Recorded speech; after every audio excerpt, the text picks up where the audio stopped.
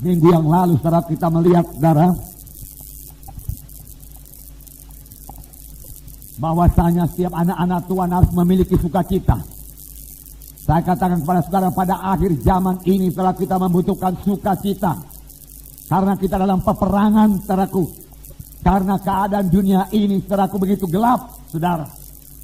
Banyak tantangan yang kita hadapi. Saudara, kita perlu karakter yang teguh menghadapi ini semua, saudaraku. Kita perlu, saudaraku, sukacita memenuhkan hati kita. Banyak sukacita memenuhkan hati kita, maka kita akan tetap, saudaraku, teguh mengikut Tuhan, saudaraku. Kita akan menyala-nyala buat Tuhan. Kita akan bersemangat mengikut Tuhan. Amin, saudara.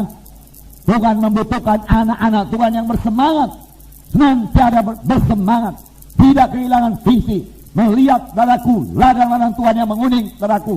Oh, perintah agung hidup dalam hatinya, saudaraku. Dan dia, saudaraku, bermaksud menggenapkan perintah agung di dalam hidupnya, saudaraku. Pada akhir zaman ini setelah kita harus menggenapkan perintah agung, saudara, di mana kita harus mengabarkan Injil, di mana kita harus memuridkan, di mana kita mengajari, di mana kita membaptis mereka dalam nama Bapa, Anak, dan Roh Kudus, saudaraku. Tuhan memakai sidangnya ini, saudaraku. Semua kita tahu, saudaraku. Kalau bukan dengan kuasa Tuhan, saudaraku, sidang Tuhan ini tidak akan berkembang demikian pesat, saudaraku. Tuhan berkenan, saudaraku. Tuhan mau memakai. Mari siapkan diri kita, saudaraku. Oh, saudaraku, urapan memang perlu. Dan Paulus memang diurapi luar biasa. Tetapi urapan yang demikian bukan yang pada Paulus saja. Pada Paulus bekerja karunia karena Roh Kudus, saudaraku. Saudara, karunia karena Roh Kudus juga bekerja pada akhir zaman ini. Bahkan saya katakan pada saudara, karunia karena Roh Kudus akan bertambah-tambah luar biasa pada akhir zaman ini. Haleluya. Haleluya. Buka itu, saudara. Rindu karunia karena Roh Kudus. Karena firman Tuhan berkata, karena Roh Kudus ini bagimu, dia katakan, bagimu, untuk kepentingan bersama, untuk kepentingan sidang Tuhan ini, saudaraku. Karena waktu-waktu tinggal sedikit, saudaraku. Tuhan akan segera datang, saudaraku. Masih banyak jiwa-jiwa yang belum mengenal Yesus sebagai Tuhan dan Juru Selamatnya. Kita harus bergerak, saudaraku. Kita harus memberitakan Injil kepada mereka itu, saudaraku. Dengan apa, saudaraku? Tidak lain dengan urapan Roh Kudus, dengan karunia Roh Kudus, saudara. Di samping itu masih ada buah Roh Kudus. Jadi menurut firman Tuhan, segala yang kita butuhkan untuk hidup dan ibadah telah diberikan Tuhan bagi kita. Telah diberikan Tuhan bagi kita. Oh, mintalah, saudaraku.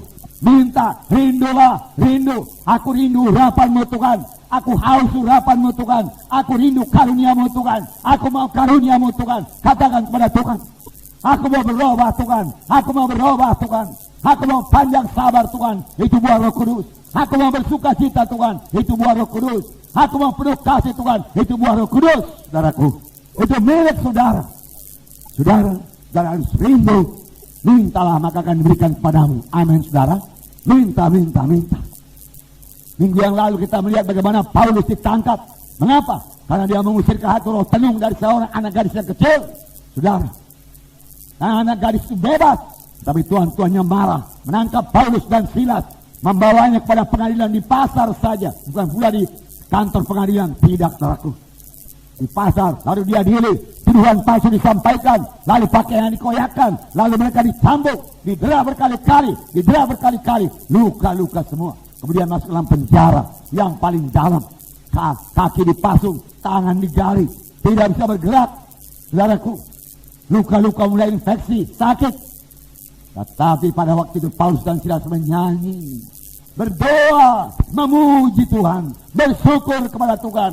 Injil sudah diberitakan di Filipi. Dia sudah menggenapkan panggilan Tuhan. Dia bersuka cita karena dia menggenapkan panggilan Tuhan. Dia bersuka cita karena dia patuh kepada Tuhan. Saya katakan kepada saudara, kalau saudara patuh kepada Tuhan, saudara juga akan penuh dengan sukacita Tuhan. Amin. Tapi kalau saudara tidak patuh kepada Tuhan, maka sukacita tidak akan memenuhkan saudara. Patuh, maka saudara akan bersukacita. Patuh, maka saudara akan bersukacita. Dia memuji Tuhan, dia menyembah Tuhan, bersyukur Tuhan. Satu jiwa selamat, satu jiwa bebas Tuhan. Haleluya Tuhan. Filipi mendengarkan Injil-Mu Tuhan, melihat kuasa-Mu Tuhan. Haleluya Tuhan, dia katakan. Walau di penjara, tetapi kemudian Tuhan berbuat luar biasa. Allah kita Allah yang luar biasa, amin. Ya Allah yang berkuasa, haleluya. Tidak ada perkara yang mustahil kepadanya, saudaraku. Dia melihat setiap anak-anaknya. Dia melihat orang sampai dalam penjara sekalipun. Dia melihat hamba-hambanya di mana saja pun berada. Dia tidak pernah meninggalkan. Firman Tuhan berkata, aku tidak pernah membiarkan kamu, aku tidak pernah meninggalkan kamu. Benar adanya, saudaraku. Dia datang mengunjungi penjara dengan malaikat-malaikat sekalian. Boleh jadi satu malaikat, saudaraku. Saudara, dia senggol saudara ke penjara. Saudara, penjara bergetar, saudara. Gari-gari lepas, pasu-pasu lepas semua. Pintu-pintu terbuka semua. Lalu kepala penjara, saudaraku, mengunus pedangnya, lalu membunuh dirinya. Tapi Paulus berkata, jangan celakakan dirimu. Semua kami masih ada di sini. Apa aku berbuat Tuhan supaya aku selamat? Apa aku berbuat Tuhan supaya aku selamat? Boleh jadi maksudnya pada waktu itu selamat tidak dihukum mati oleh kaisar, saudaraku. Tetapi Paulus memberikan jawaban, saudaraku, selamat yang kekal. Yang paling penting dalam hidup ini, keselamatan yang kekal. Tidak dihukum dalam neraka, tapi beroleh hidup yang kekal. Percayalah akan Tuhan Yesus. Percayalah akan Tuhan Yesus, maka kamu akan selamat dan seisi rumahmu akan selamat.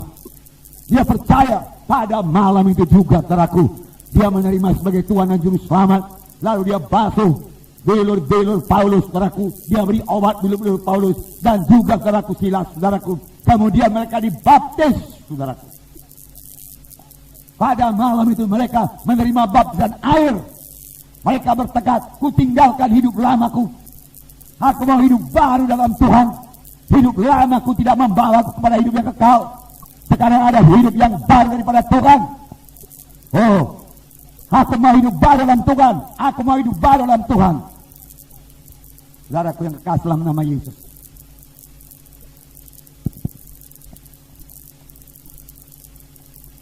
Nah, saudaraku, ini terjadi karena kuasa Tuhan turun.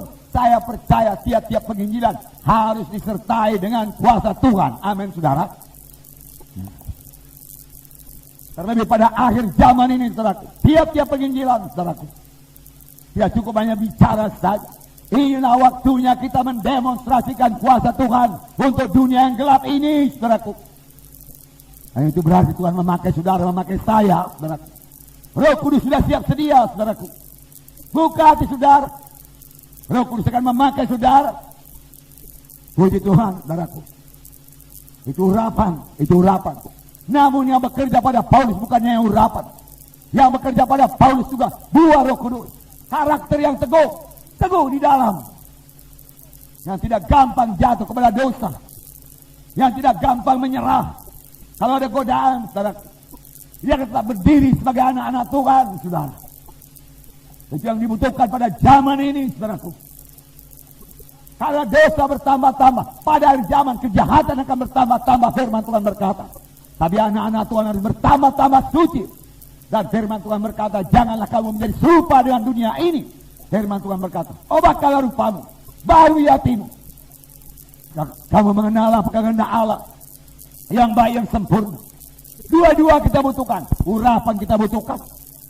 Urapan untuk melayani. Saudaraku, semua kita harus melayani. Amin, saudara.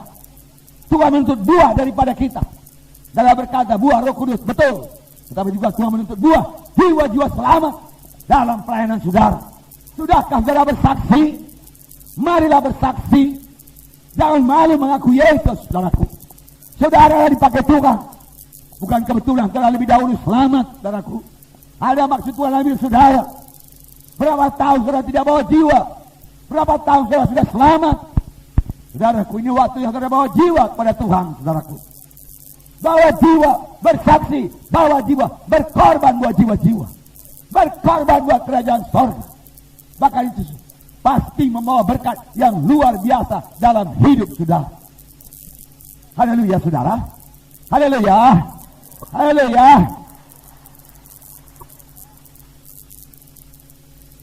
Indah dalam Tuhan, saudara.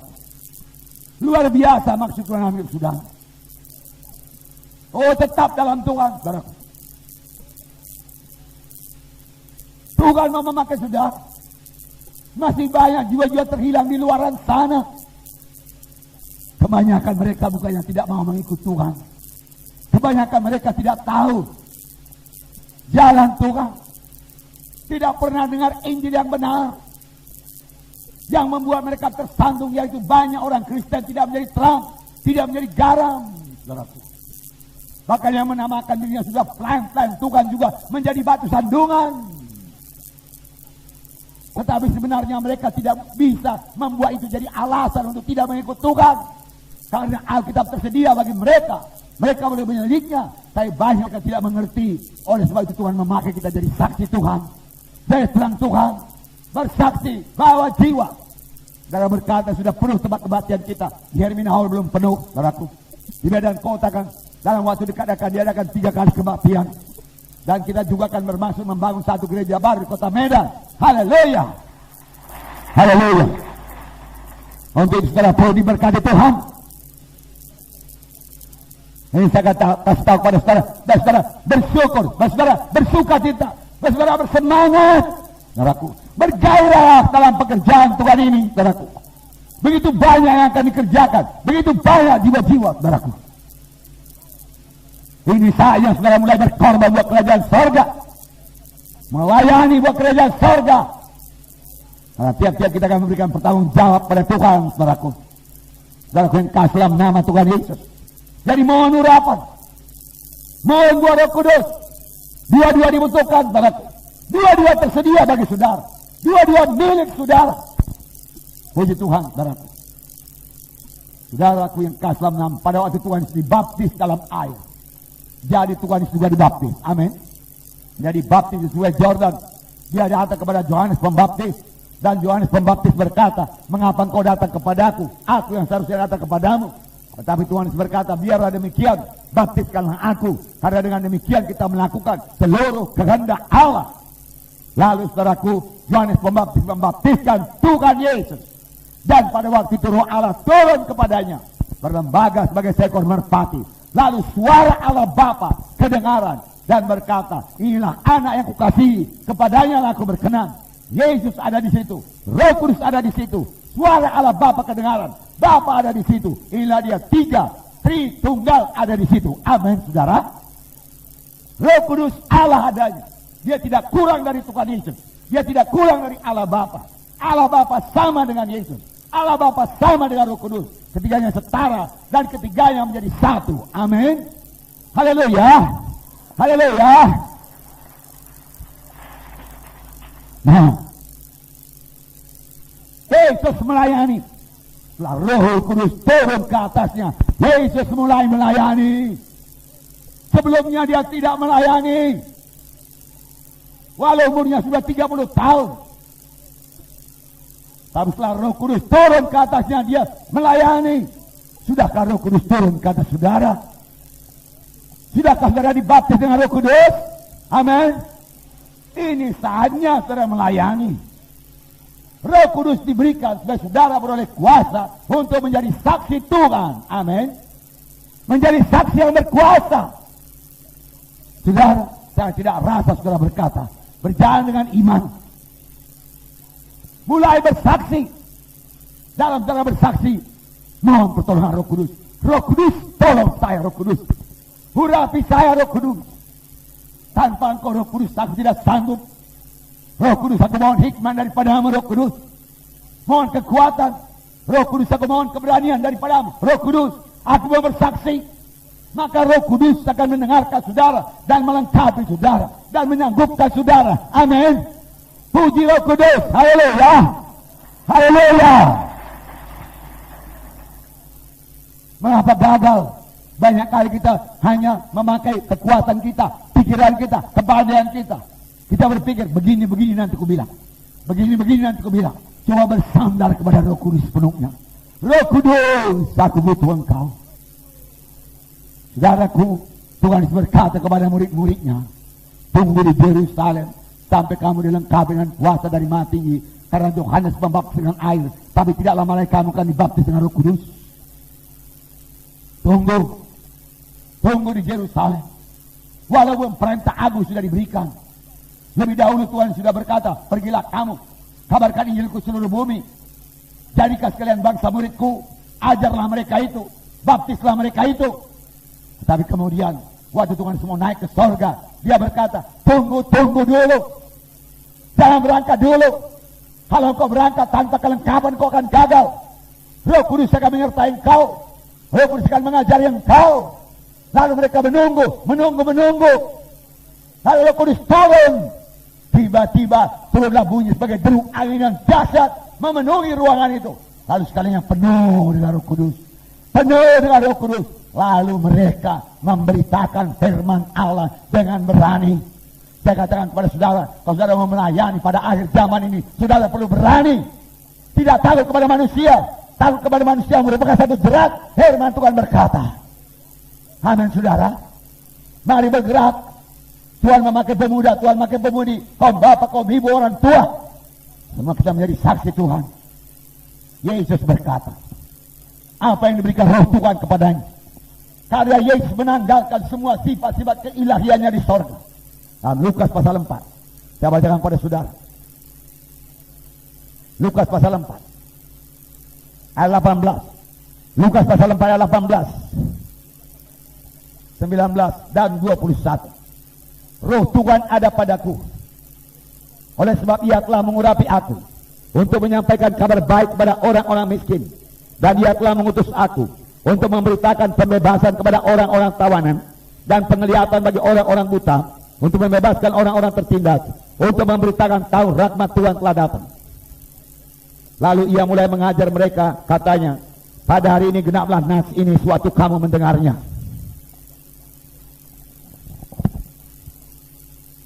Nah saudaraku, pada hari ini genaplah nas ini suatu kamu mendengarnya. Firman Tuhan berkata, apakah itu? Tuhan berkata, roh Tuhan ada padaku, ia mengurapi aku. Roh Tuhan mengurapi Yesus, roh Tuhan mengurapi saudara. Amin. Roh yang sama mengurapi saudara. Untuk apa saudara?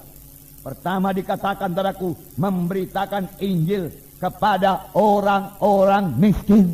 Lihatlah itu saudaraku. Tuhan memberikan prioritas kepada orang-orang miskin. Haleluya. Saya bersyukur sidang ini dari mulanya dipakai Tuhan kepada orang-orang yang sederhana. Haleluya. Karena ada kabar baik kepada orang-orang miskin. Ada kabar baik kepada orang yang miskin badani, miskin materi, miskin rohani. Ada kabar baik. Kalau dikatakan kabar baik, apa artinya? Artinya nasibmu bisa berubah. Engkau tidak terus-terusan miskin. Karena Yesus sudah datang. Yesus sudah diurapi. Saudara, orang miskin akan mendengarkan Injil Tuhan dan hidupnya berubah. Karena firman Tuhan berkata, kutuk dosa telah diangkat daripadamu, berkat Abraham telah menjadi milikmu. Telah. Oh ketahuilah, kutuk sudah diangkat daripada saudara. Amin. Kutuk sudah diangkat daripada saudara. Kutuk dosa. Saudara, kalau kita selidik kutuk dosa, apa itu? Kemiskinan, penyakit-penyakit yang tidak sembuh, neraka, itu kutuk dosa. Sudah diangkat. Saudara yang percaya pada Tuhan tidak akan ke neraka. Ini berita yang baik.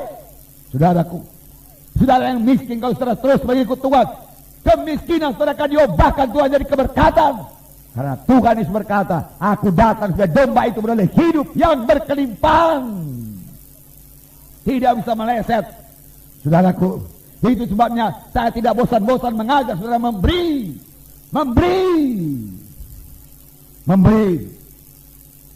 Saudara, supaya saudara keberkatan.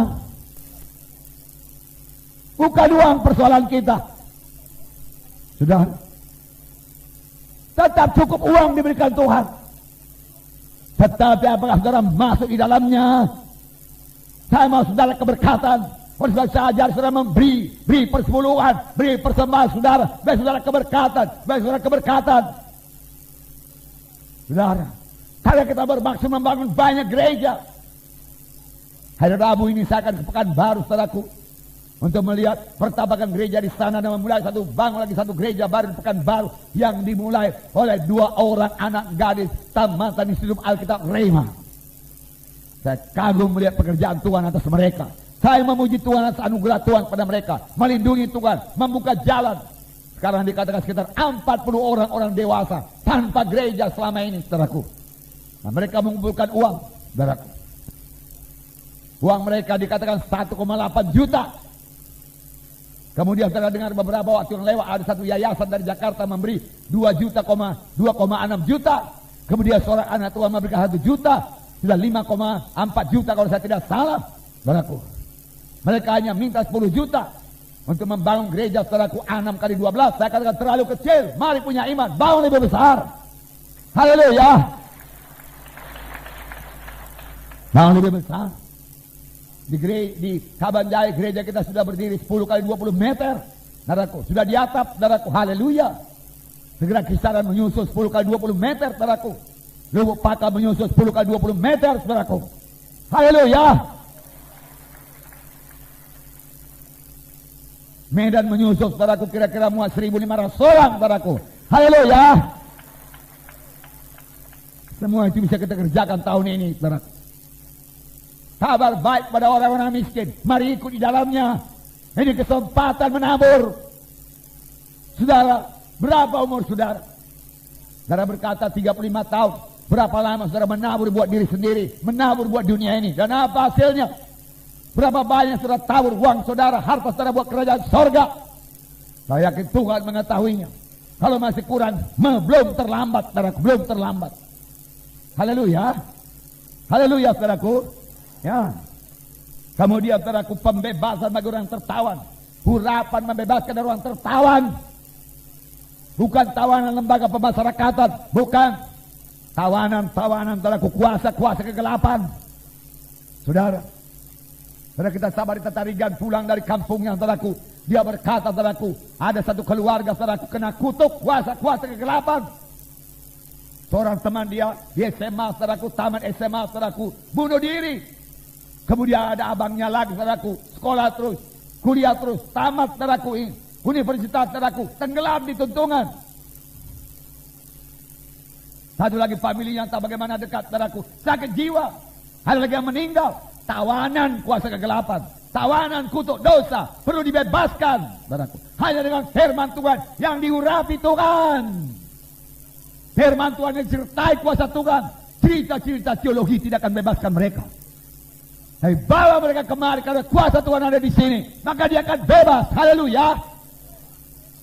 Haleluya. Tepuk yang benar, saudaraku. Haleluya. Itu sebabnya kita perlu menginjil.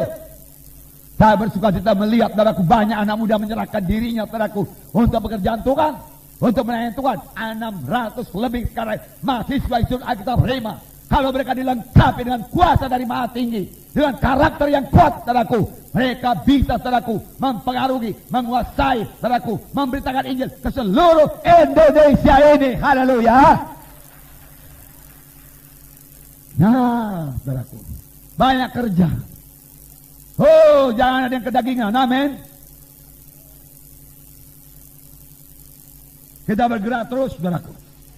Tawanan-tawanan ganja, narkotika, obat-obat bius yang sekarang, saudaraku, bertambah-tambah di dunia ini dan akan bertambah-tambah lagi, saudaraku. Obat-obat terlarang demikian, saudaraku, yang membuat orang yang memakannya jadi ekstasi, saudaraku. Ekstasi, saudaraku. Ya. Bisakah bebas? Saudara, itu kehendak hawa nafsu. Nah, mereka mau memuaskan hawa nafsunya, saudaraku. Tapi akhirnya mau, kasihankan mereka. Saudara, jangan katakan itu di luar negeri. Sekarang globalisasi. Sebentar sampai ke Indonesia, saudara. Bentengi anak kita. Bentengi pemuda-pemudi kita. Orang berkata, dengan apa dibentengi, Pak Munte? Dengan firman Tuhan. Saudara, sebagai orang tua, ajarkan kepada anakmu firman Tuhan. Berkata, firman Tuhan, waktu kamu berjalan, waktu kamu di rumah, waktu kamu mau tidur, beritakan firman Tuhan, beritakan firman Tuhan. Jangan kurang daripada firman Tuhan. Segala macam berita boleh didengar dari dunia ini, segala macam informasi boleh didengar dari dunia ini, saudaraku. Saya masih kurang mengerti, tapi sekarang ada yang namanya internet, saudaraku, yang bisa mengambil berita dari mana saja seluruh penjuru dunia ini melalui komputer, saudaraku. Tetapi di mana berita-berita firman Tuhan?